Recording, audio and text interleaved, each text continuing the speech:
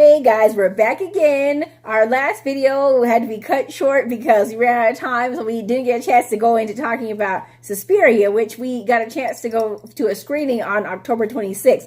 It was a screening that took place at the ArcLight in Hollywood, and Tilda Swinton, Luca Guadagninos, the director, Dakota Johnson, Mia Goth, and Jessica Harper from the original Suspiria, as well as the screenwriter David, I'm not sure how to say his last name, were there for the Q&A. I don't want to say his last name because I might say it wrong. But anyway, we went, that's my sister's picture. Well, yeah, that's my sister's picture. It's kind of blurry, but that's all of them. That's Dakota and Tilda right there on the index of Jessica Harper. And Mia's in the red, and then Luca's over there, obviously, in the little red and the jeans. It was moderated, the Q&A they did after the movie was moderated by somebody from Rotten Tomatoes. I don't remember her name, but she was somebody from Rotten Tomatoes, which I thought was kind of interesting because Rotten Tomatoes is kind of... they're a polarizing review team. Yeah, but anyway, so as some people may or may not know, this version of Suspiria, this is coffee. This version of Suspiria, I have no tea. This version of Suspiria was a remake of Dario Argento's original version, which starred Jessica Harper as Susie Bannion, and which is the role that Dakota Johnson played. Oh yeah, the movie also had Chloe Grace Moretz in it too, but she wasn't at the Q&A. I can't forget her, but she wasn't there.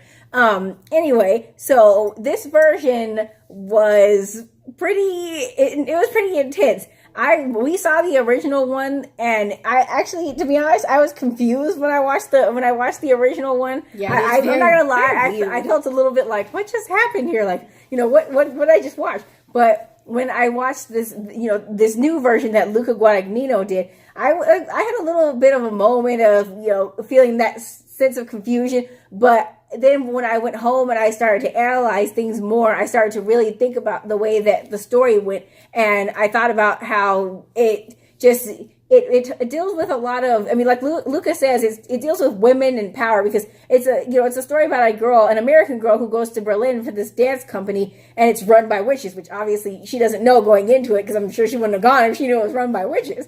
But anyway, she knew it was run by witches. She was too calm about the whole thing.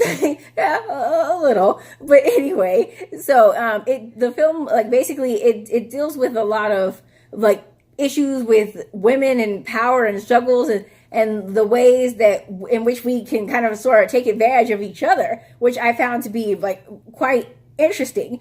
And obviously there were some very, very gory moments in there that it's not for the faint of heart. So if you have a sensitive stomach, honestly, I think it's gorier than the one that was released in the 70s. Because when I know they could do more. I know, yeah, I know, but I know there's a lot of people that in the 70s when they saw the original one, they were like, "Oh, it's the scariest movie you've ever seen." I didn't feel like that when I saw it. Maybe it's because my generation is a little bit desensitized to horror, so to speak. But there have been some horror movies that have scared the crap out of me, so I don't know if it's necessarily that, but I just feel like it tended to run a little bit more on the psychological part. But even then, I don't really feel like it was that creepy. When I watched it, I wasn't that creeped out or scared by it. But this one actually is creepy, it's scary. But the funny thing is me personally, I wouldn't classify Suspiria as a horror movie, which is pretty odd. I wouldn't say that. And I just recently watched an interview that Tilda Swinton did, and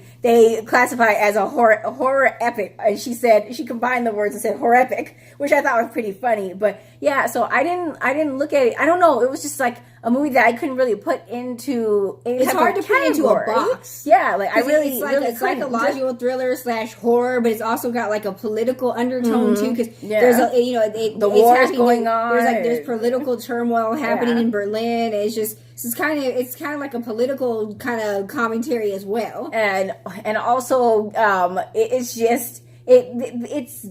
there are a lot of things that were there's things that are interesting that I really like for example, I enjoyed the fact that he broke it down into chapters. So there's 6 chapters and he broke it into acts. He set up like a play, 6 acts and an epilogue. Yeah, that's how he did. But it was really, really interesting because I don't even recall seeing a movie like that where it broke it down like that. But if I have, it's probably been a while since I saw one that did something in that way, which I found to be really really interesting.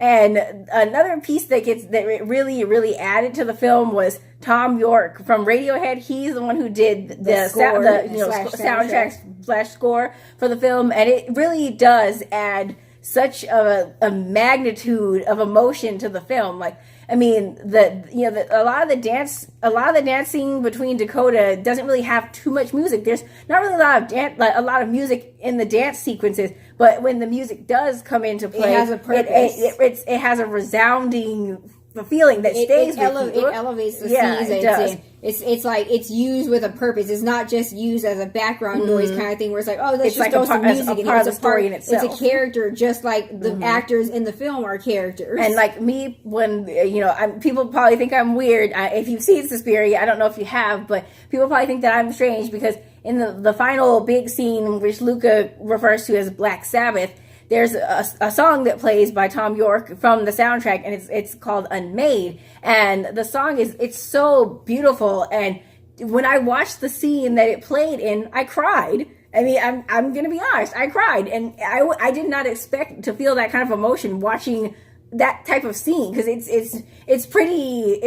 a pretty heavy scene to watch. So when that moment came, it was pretty astounding to me. And there's a lot of those moments where you feel like, should I look, like, I should look away, but I can't. Like, you're drawn to the screen. And Dakota, as usual, was phenomenal. I mean, she did all the dancing herself, and it was amazing. You can tell she really put in a lot of work. The dance scenes are very intense. Yes, and it looks like they put a lot of work into it. It's very, very intense dancing. It's just I was really impressed with Dakota's performance in this movie because we've seen pretty much everything she's been in so far. From The Social Network when she was that little college student in the beginning. 50 Shades. You've seen all those. You've seen How to Be Single. And it's a bigger splash, which is also Luca, which is also directed by Luca Guadagnino. And we're big Tilda fans I feel like in this movie there was something really mesmerizing about her performance. Like I feel like I actually got to see a big range with her. Like there was just.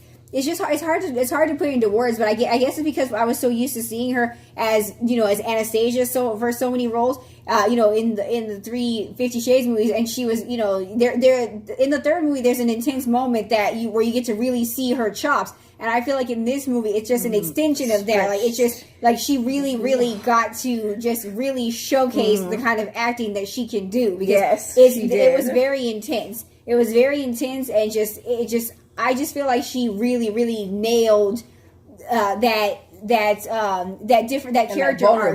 character arc where she seems like she's vulnerable, and then she starts to become kind of strong and intimidating, and then there's no spoilers, and then there's the moments when she finally kind of comes into herself. I don't want to spoil it for you, but you'll see it when you go watch the movie. Another person that I thought was a standout in the film was Mia Goth, and like her role as Sarah. I really enjoyed her acting. I thought she was a really good person in the movie as well.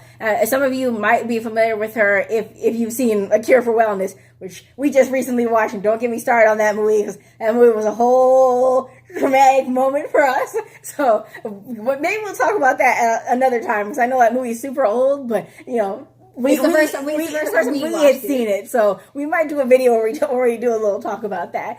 But anyway, so we'll put up a few of the videos and pictures from the Q&A, so you guys can kind of see like some of the answers to the questions that they posed to the cast.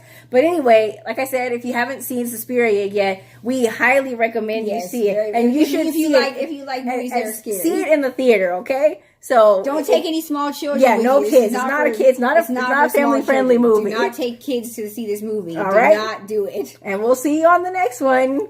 Have a good night.